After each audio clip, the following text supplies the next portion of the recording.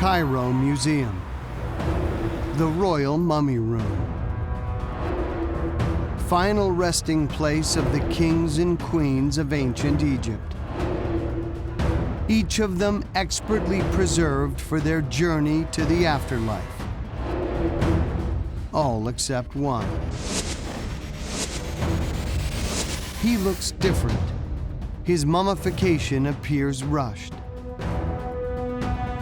His head displays the scars of a savage attack. Who was this mystery pharaoh?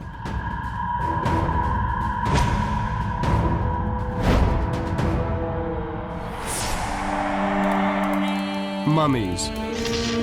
Time travelers from the past. Who were they in life? Where did they come from? And how did they die? All will give up their secrets to mummies alive.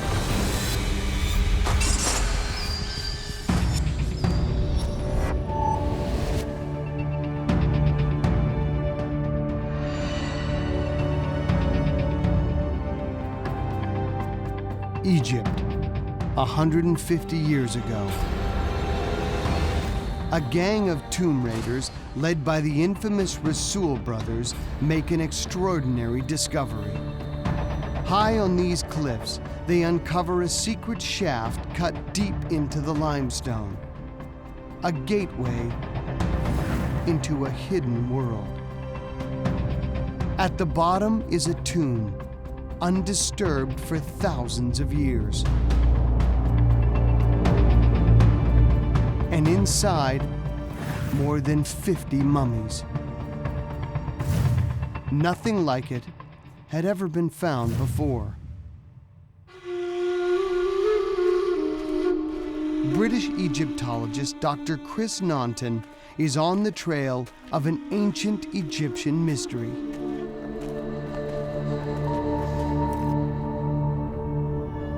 What I can see is a shaft, a deep shaft cut directly into the rock. Goes down about 20 meters, about 60 feet, and it leads to a network of tunnels. And these extend for about 100 meters, 300 feet, something like that. And in the walls of these tunnels, there are niches, kind of side chambers. The discovery is known today as the Royal Cache. Among the mummies are 10 pharaohs, including some of the greatest names of ancient Egypt. But alongside legendary kings like Ramesses the Great and Seti I is a little-known pharaoh whose reign is shrouded in mystery. Sekenenre Tao. Sekenenre isn't as famous as some of his successors like Ramesses the Great or Seti I, but the fact that he was buried alongside those pharaohs suggests that for the ancient Egyptians, he was every bit a part of that line of great kings. Who is this mystery pharaoh buried among the greats? The first clue, an inscription on the lid of his coffin. Sekenenre the Brave. Why the brave? Hidden inside the coffin was a mummy the likes of which had never been seen before.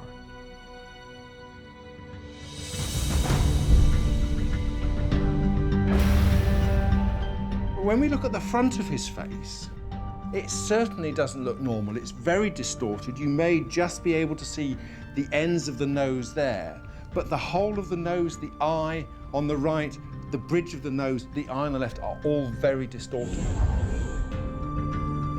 Sekenenre is unique. He's the only mummified pharaoh ever found with such violent injuries.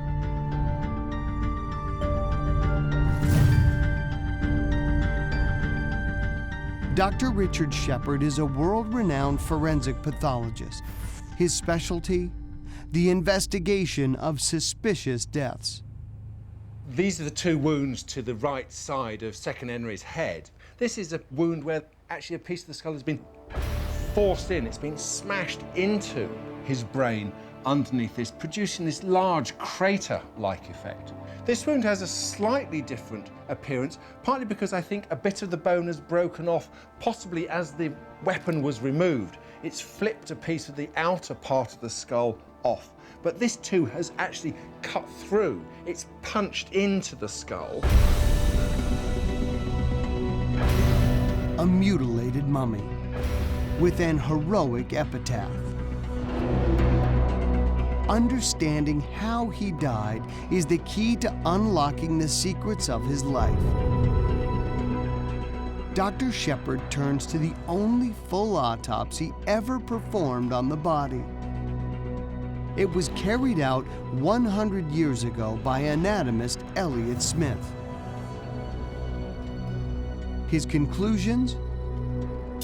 Sekenenre died from axe wounds received in battle.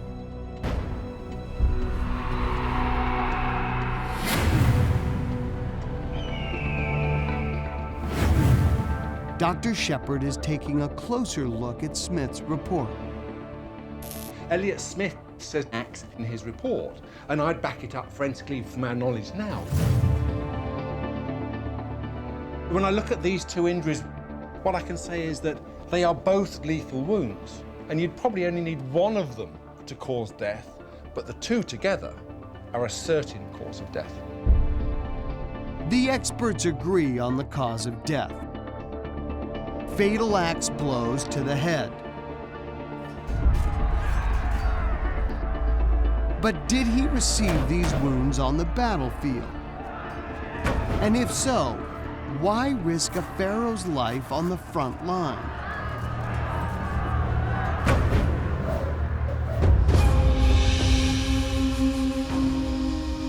In the search for answers, Egyptologist Chris Naunton picks up the pharaoh's trail.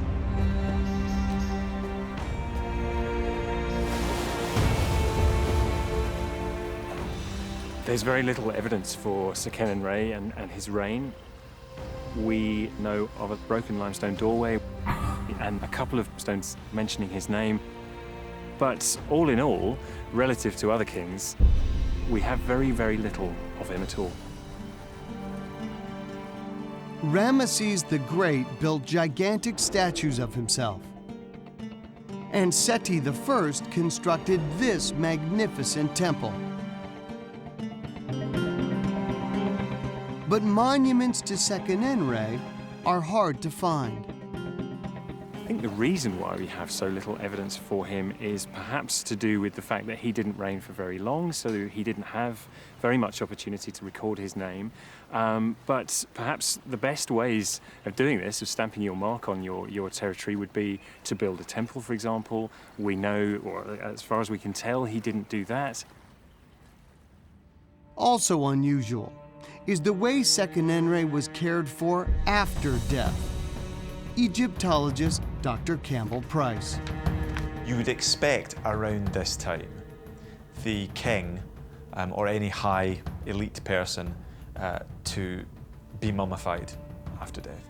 Sekenenre is in a contorted state. Something clearly has gone wrong with the process of embalming, but also with the arrangement of the body. No attempt has been made to compose the features, even to straighten the limbs out, but they're quite contorted from that final assault.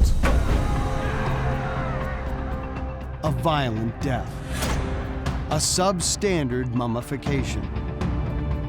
And no grand monuments in his name.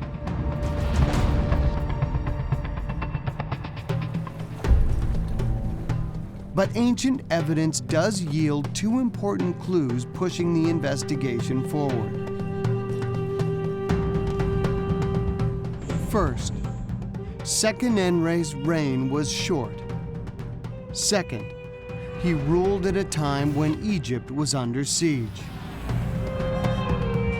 Foreign invaders occupy the north. They are known as the Hyksos.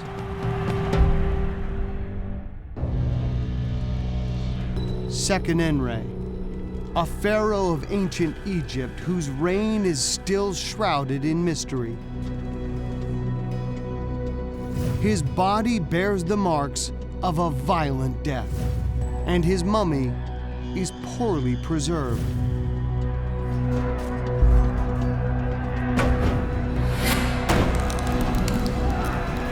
For Egyptologist Campbell Price, it suggests the embalming was rushed and incomplete. You can tell immediately that something has gone wrong with the embalming of Second Henry. The body has not been treated in a manner you would expect. In ancient Egypt, mummification was a sacred ritual. The brain was removed, and salt was used to preserve the body. A painstaking process that took several weeks to complete. None of this happened with Second Henry. The fact that he's so contorted, his brain hasn't been removed, and he's not been treated with salt, strongly suggests that he was embalmed in a hurry, in difficult circumstances, probably on a battlefield. Second Henry was badly mummified following a violent death.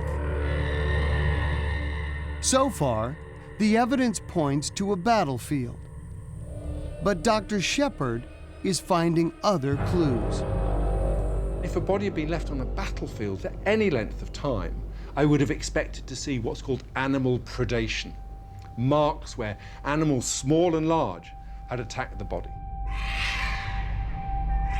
Their populations have since declined, but vultures once circled the skies above Egypt. The aftermath of any battle would offer rich pickings for these hungry scavengers.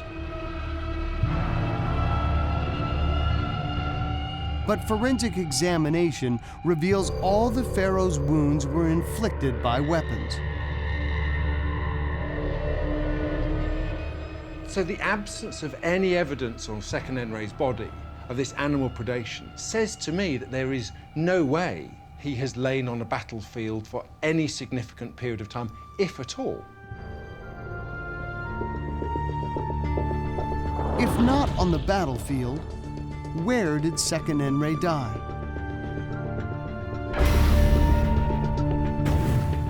And who had the means and the motive to kill him?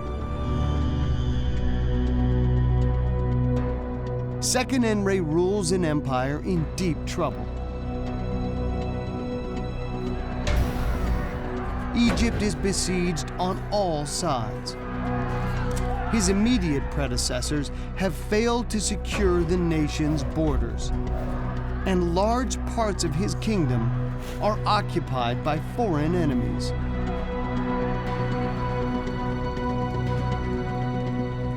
When Second Henry was on the throne, he ruled over a territory that was only a fraction of the size that it would have been under the rule of previous kings. So the glory days really were over by this point. Egypt and the territory that Second Henry controlled was not the same size as it would have been in the age of the pyramids before him. Egypt is being squeezed from above and below. For Second Henry, the immediate danger lies in the north, where the Hyksos rule over the fertile Nile Delta from their capital, Avaris. They have a stranglehold on the trade routes and are starving Second Henry of resources. As Dr. Gary Shaw explains, the Hyksos far outclass the Egyptians in military might. The Hyksos brought with them, when they were expanding their territory, advanced technology compared to what the Egyptians had. The main one was probably chariots, which the Egyptians didn't have at this time. And the advanced Hyksos armory doesn't stop there. Their soldiers use the lethal composite bow. Made from wood and buffalo horn, it outperforms the simple Egyptian bow in both range and killing power. And the Egyptians were outmatched in every possible way when it came to their military technology. Threatened by an enemy as powerful as the Hyksos, Seqenenre faces a stark choice. Live under the control of the occupiers, or risk everything in a war to drive them out. The Egyptians suddenly woke up to the situation surrounding them, that they were now outmatched militarily, and the only way to solve this problem was to develop their society in a more militaristic way. So what was Seqenenre's decision? Chris Naunton is on his trail. Archaeologists have been excavating at Deir el-Balas for over 100 years. Among these ruins, they made an extraordinary find. A door frame bearing the name Seqenenre Tau. This was once the site of a grand palace, built in the style of an imposing fortress. If this is Seqenenre's lost outpost, it's not the work of a weak and cowering king. This would have been an incredibly impressive sight in its day. These walls were massive. They stood 2 stories high, and they would have been covered with a layer of fine, bright white plaster. All of this would have created a gleaming vision in the desert, an incredibly impressive sight. This palace was built to last. Parts of it are still standing 3,000 years later.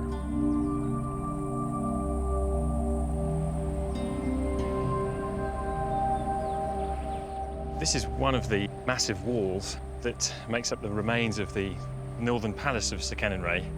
And the palace would have been built of mud brick, in fact. You can see those bricks here. But although it's made of mud, that might not sound very impressive, but actually mud brick was the material that the ancient Egyptians used for all of their domestic buildings, from the very simplest up to royal palaces like this. And actually, in this case, the bricks are very large. This is one of them on its side here.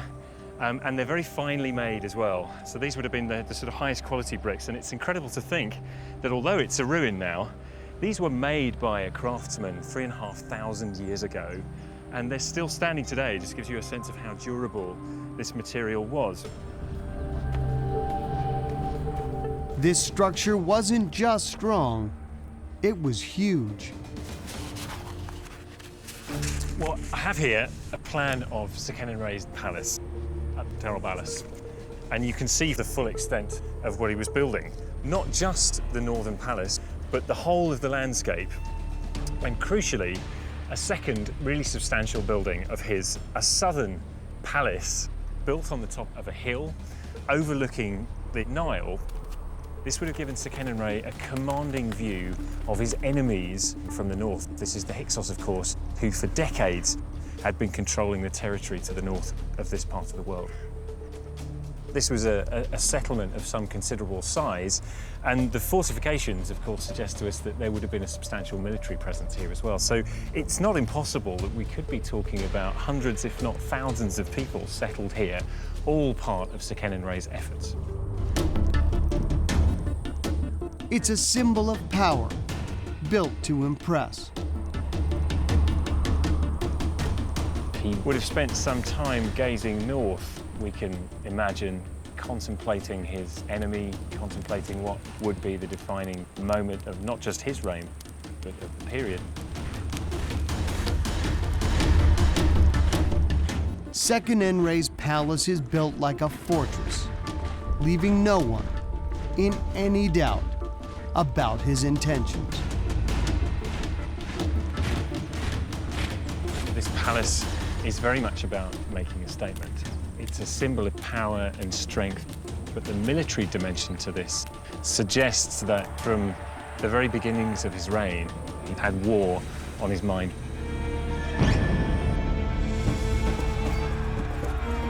But all conflicts need a trigger. What was the flashpoint for Seqenenre's war? The answer may lie hidden in an ancient text.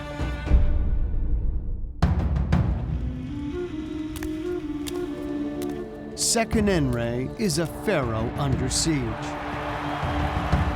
the Hyksos and their armies occupy the north of Egypt. At his palace at Deir al-Balas, the pharaoh prepares for a war of resistance.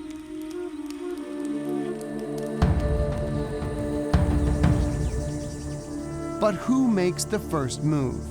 Seqenenre or the Hyksos? A 3,000-year-old papyrus may hold the answer. The ancient texts tell us that Seqenenre had a quarrel with the Hyksos king, Apophis. And Apophis sent a message down to Thebes to say that he was terribly annoyed because some hippopotami that Seqenenre was keeping in a pool were making so much noise that it was keeping him awake at night. It's apparently on this strange pretext that Seqenenre declares war on the Hyksos.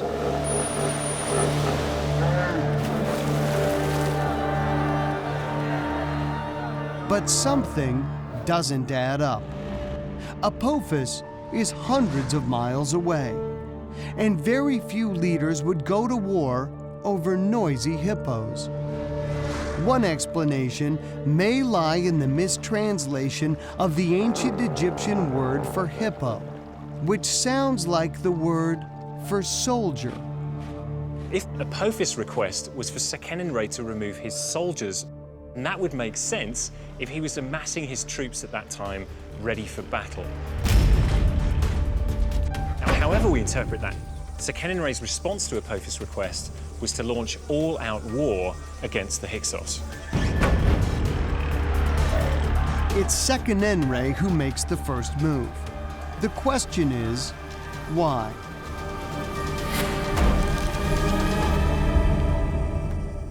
To find the answer, Chris Naunton is investigating the carvings on the temple of Medinet-Habu.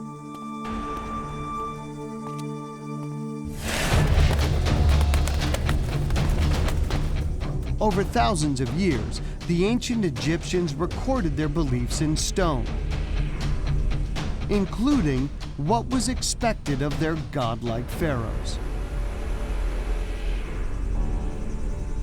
As you move through the temple, the architecture alters subtly, and the decoration begins to change as well. You get scenes that concern almost exclusively the king and his interaction with the gods. Chris Naunton believes these reliefs outline all that is expected of a pharaoh in ancient Egypt. This is exactly the kind of thing that I've been looking for. This is the kind of motif that gives us an idea of what a pharaoh like Seqenenre's role would have been in the Egyptian cosmos.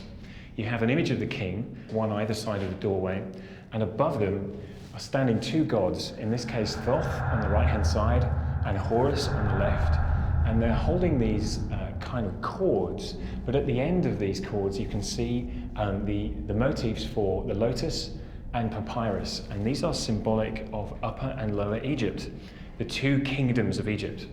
And these two gods are tying these together. And so this is symbolic of this incredibly important part of what the king does for Egypt, unifying these two lands, bringing them together. And this, of course, is something that Seqenenre would have recognized and something he himself would have wanted to achieve.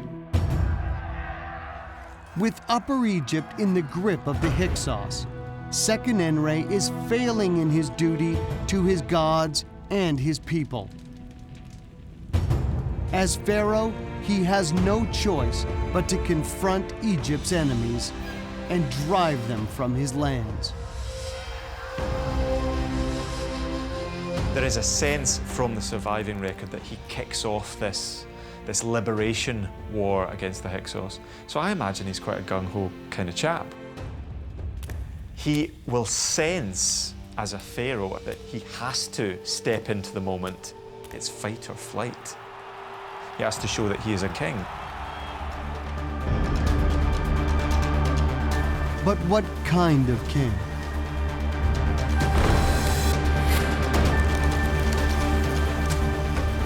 A brave warrior on the front lines? Or something else?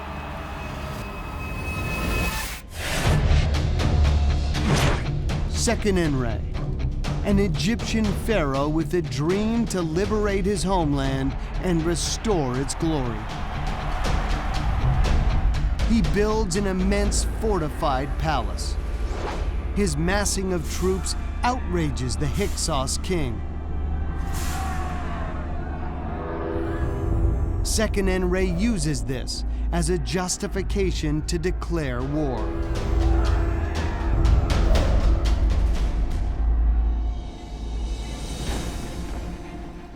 To move his army to the front line, he takes advantage of one of his greatest assets, the Nile. It's very likely that Seqenenre had a fleet of large vessels in order to transport the large numbers of men, his recruits for his army, from his base here to engage with the Hyksos. The evidence that we have suggests that the kind of boats that Seqenenre would have made use of would have had sails, but also oarsmen for those days when the wind wasn't particularly helpful. When Seqenenre took his armies to war, did he lead from the front? And if he did, were his fatal wounds inflicted on the battlefield? In the ancient temple of Medinet Habu, Dr. Chris Naunton is looking for answers carved into the stones. Depictions of armed men. Terrible violence. Images of a pharaoh in the heat of battle. One of the themes that's the commonest in a temple like this is of Pharaoh conquering his enemies, and that's exactly what we can see here. Pharaoh's shown on the left, almost twice the size of his captured enemies here, and he's holding them by the hair. And this is conveying the message to whoever saw this, that Pharaoh is the mightiest, the most powerful, in full control over his foreign enemies. But whether or not this would have borne any relation to reality is open to some question. Gripping his victims by the hair and preparing to strike. Smiting.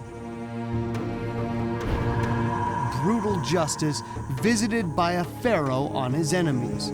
But how true to life is this portrayal of a pharaoh at war? You've got to take anything that's represented on an Egyptian temple wall with a few pinches of salt. These are idealized images, images for the gods, images for eternity, images that do not clearly relate always to reality. You can't show him weak, you can't show him indecisive. You show him victorious and glorious and always with the upper hand. That is the nature of Egyptian monuments. That's the nature of Egyptian monumental presentation. A different picture emerges back at the Cairo Museum.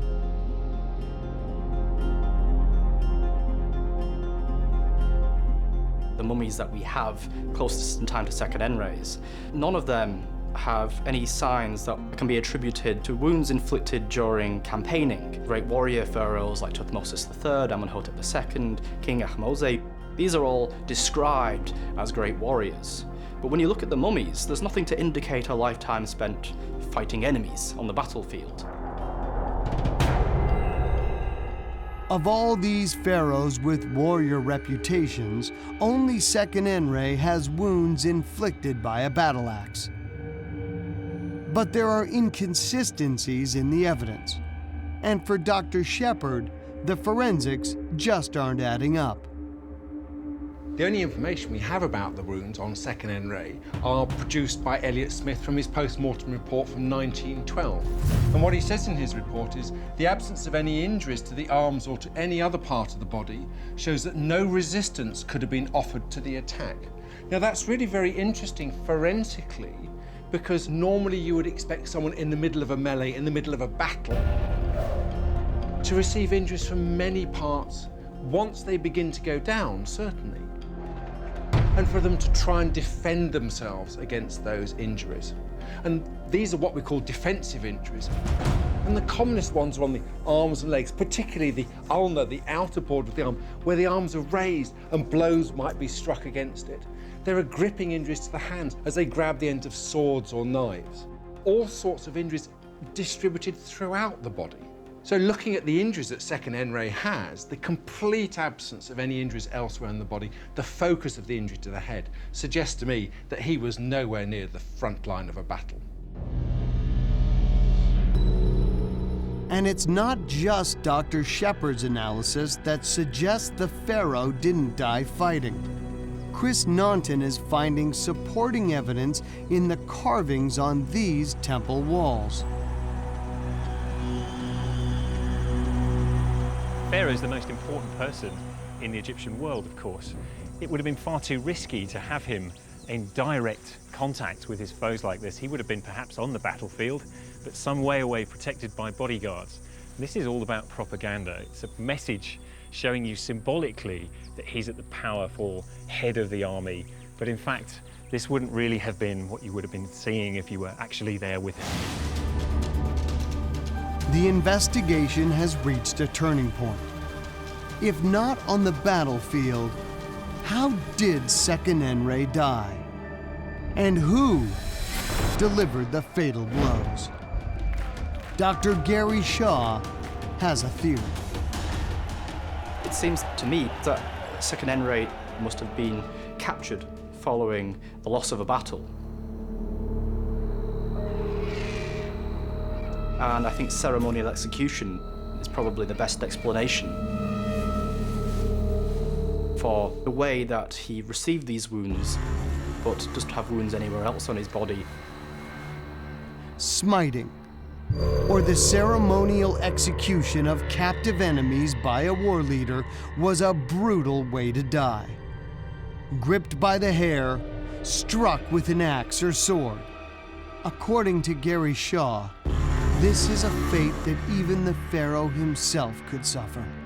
Seqenenre would have been captured following the loss of the battle, and the enemy commander wanted to make a show of this defeated enemy.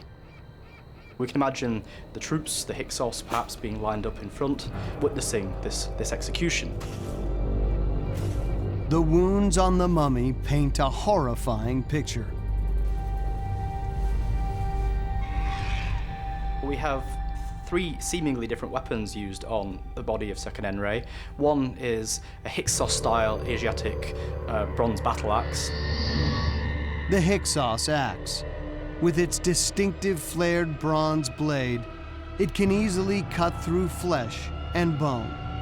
The other one is an Egyptian-style axe. The Egyptian axe.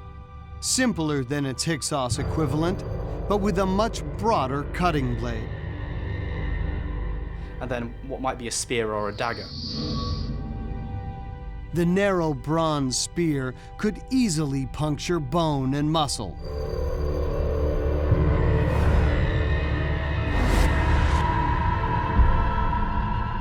First blow would have been the one above the right eye. It comes at roughly the right height, I would think, as if Seqenenre was kneeling and bound, so the person standing could swing the axe directly into the head.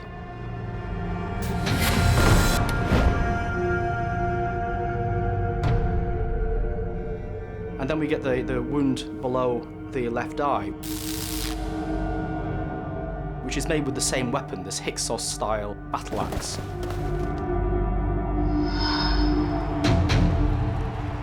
Then he might have turned the weapon around and used the handle of the weapon to create the great, heavy, blunt wound that you crushed the right eye socket and destroyed part of the face. Then it would seem that his display might have been finished, that the guy using the Hyksos weapon would step aside, and maybe a vassal, an Egyptian working with the Hyksos, used an Egyptian-style weapon to create the great long horizontal wound at the upper forehead. The idea that different weapons cause different wounds has always intrigued historians. the broad Egyptian axe producing a long wound, and a more rounded puncture that looks to be made with the narrow Hyksos axe. The possibility that there are wounds made by weapons from both sides of the warring factions further fuels the debates surrounding Seqenenre's death. The small stab to the neck is most likely from a spear, a weapon used by both sides. We then have the last wound, the one below the left ear. It'd be quite easy to just stick a spear into the side of Seqenenre and finish him off.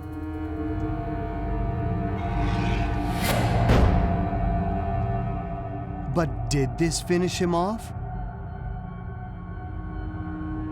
Dr. Richard Shepard is investigating this small stab wound at the side of the pharaoh's neck.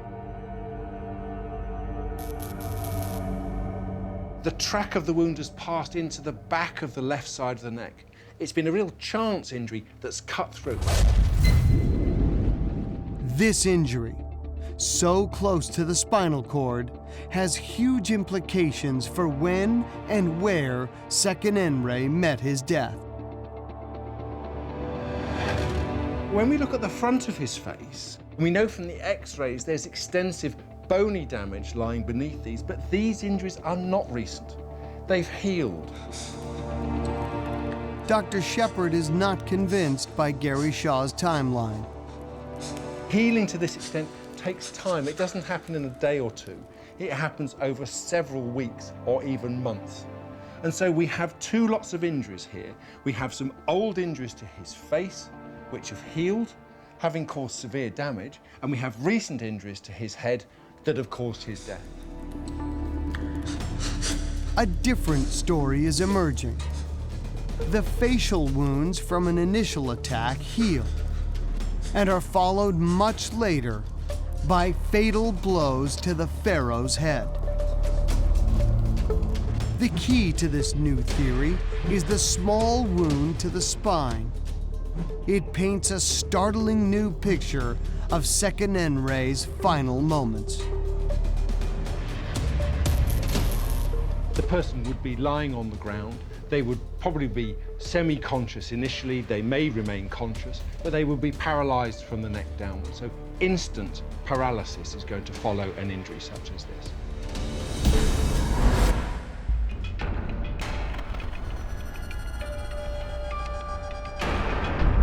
The contorted body of Seqenenre lies alongside some of the great pharaohs in the Cairo Museum. His death was violent.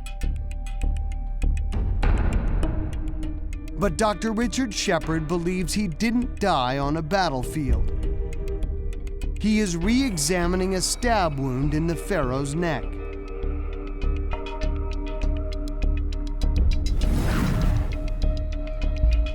He believes it was inflicted at the same time as the injuries to the face.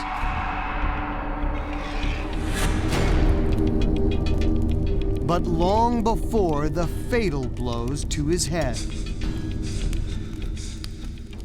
This is a picture that was taken contemporaneously with Elliot Smith's autopsy in 1912. And what it shows actually is the base of the skull. And this big hole here is the hole at the base of the skull called the foramen magnum. And what you can see here is a discontinuity of that circle. This is normal, this is abnormal on the left. The skull at its base is damaged at that point. The damage was caused by a spear as it penetrated the pharaoh's neck.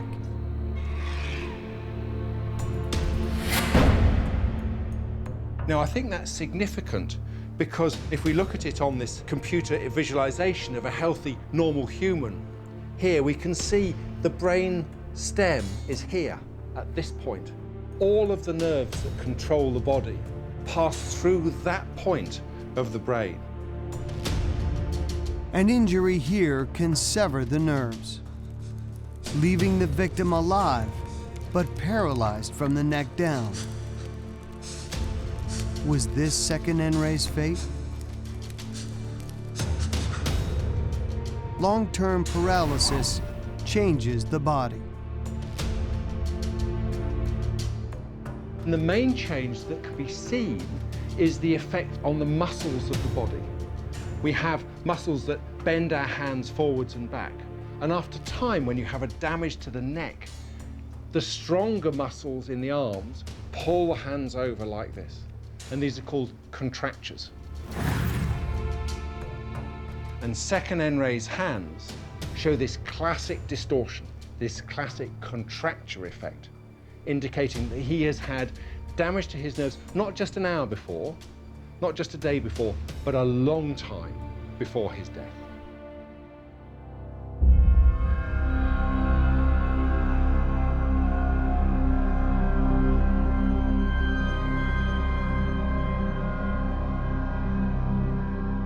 Dr. Shepard's theory relies on Seqenenre surviving an initial attack, with injuries to the left cheek, the right eye, and the side of the neck. But although horrific, they were not the cause of death. Dr. Shepard believes the fatal blows were struck long after. What I conceive is that Seqenenre was lying in his bed, immobile, unable to do anything. It's a chilling scenario. The pharaoh returns from battle paralyzed from the neck down. And when his killer finally draws near, Seqenenre is powerless to defend himself. That he couldn't move his hands. He couldn't move his legs. I think an assailant has come up to him, lying in bed, and from Seqenenre's right-hand side has delivered at least 2 very severe blows.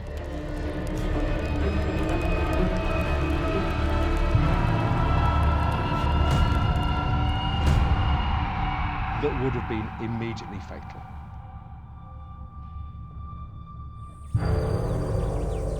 We Egyptologists tend to think that we're almost the sole guardians of the story of what happened in ancient Egypt, but when you get a new perspective from somebody who's looking coldly at the evidence before them, in this case the mummy of Seqenenre, I think we have to be open to changing our views, and I'm happy actually that the interpretation we have here is certainly a possibility. The final mystery. Who killed Seqenenre? And why? Perhaps he was a Hyksos assassin, or a palace insider, sent to remove a once great pharaoh, now powerless to lead his kingdom.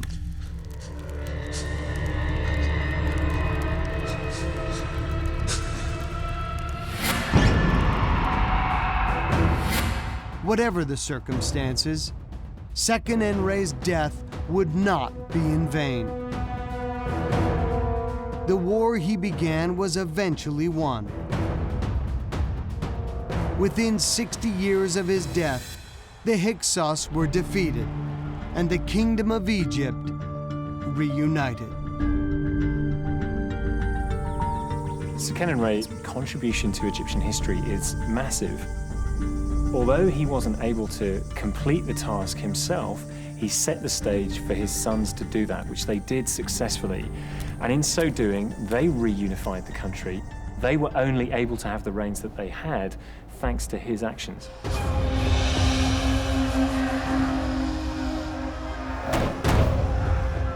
The full story behind Seqenenre's death and rushed mummification may never be known. Killed in battle, struck down in a brutal display of power, or disposed of after months of suffering. Seqenenre deserves to be recognized alongside the other great pharaohs of Egypt. I think Seqenenre's role in Egyptian history is vastly underestimated. He played such a key position in reunifying the country. He started this process. Seqenenre gives The motivation, the impetus for later kings to eventually expel the Hyksos and start the new kingdom. And then you get household names like Thutmose III and Tutankhamun and Ramses II. Had Seqenen-Re not done what he did, you probably wouldn't get the new kingdom, which is an interesting thought. Seqenen-Re paid the ultimate price in the struggle to free his kingdom. But he began the fight that allowed the pharaohs who succeeded him to rule a unified Egypt for another 1,000 years.